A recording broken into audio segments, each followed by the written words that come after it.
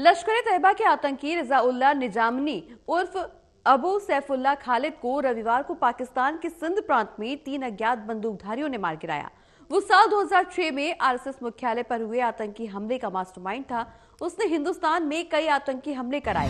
साल 2000 की शुरुआत में वो नेपाल से लश्कर-ए-तैयबा के आतंकी गतिविधियों को संचालित करता था। उसके कई उपनाम जैसे कि गाजी, विनोद कुमार, मोहम्मद सलीम और रजाउल्लाह था। जानकारी के मुताबिक अबू सैफुल्लाह खालिद रविवार की दोपहर मतली स्थित अपने घर से निकला था। सिंधु प्रांत के बदनी में एक क्रॉसिंग के पास हमलावरों ने उसे गोली मार दी।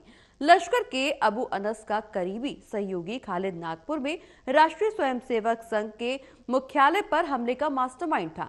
इस हमले में तीनों आतंकवादी मारे गए थे। इसके अलावा खालिद साल 2005 में बेंगलुरु में भारतीय विज्ञान संस्थान पर हुए आतंकवादी हमले में भी शामिल बताया जा रहा था।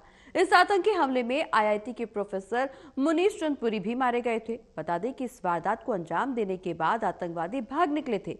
पुलिस ने मामले की जांच के बाद अबू अनस के खिलाफ आरोप पत्र दाखिल किया, जो अभी भी फरार बताया जा रहा है। सैफुल्लाह खालिद साल 2008 में उत्तर प्रदेश के रामपुर में हुए सीआरपीएफ कैंप पर हुए हमले का भी मास्टरमाइंड था। इस आतंकी हमले में 7 जवान और 1 नागरिक मारे गए थे। 2 आतंकवादी अंधेरे का फायदा उठाकर भाग निकले थे। साल 2000 में सैफुल्लाह खालिद लश्कर के नेपाल मॉड्यूल का प्रभारी था।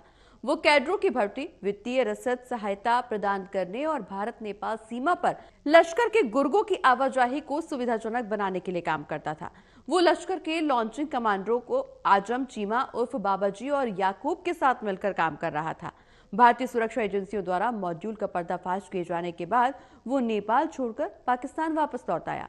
वहीं से अपना काम जारी रखा। उसने लश्कर और जमात उद दावा के कई नेताओं के साथ मिलकर काम भी किया, जिसमें जम्मू कश्मीर के लिए लश्कर कमांडर यूसुफ मुजम्मिल इकबाल हाशमी और मोहम्मद यूसुफ तैबी भी शामिल थे। खालिद को पाकिस्तान में लश्कर और जमात उद दावा के नेतृत्व द्वारा सिंध के बादिन और हैदराबाद जिलों के क्षेत्रों से नए कैडर की भर्ती करने और संगठन के लिए धन इकट्ठा करने का काम सौंपा गया था। वो लगातार हिंदुस्तान विरोधी गतिविधियों में भी लगा हुआ था।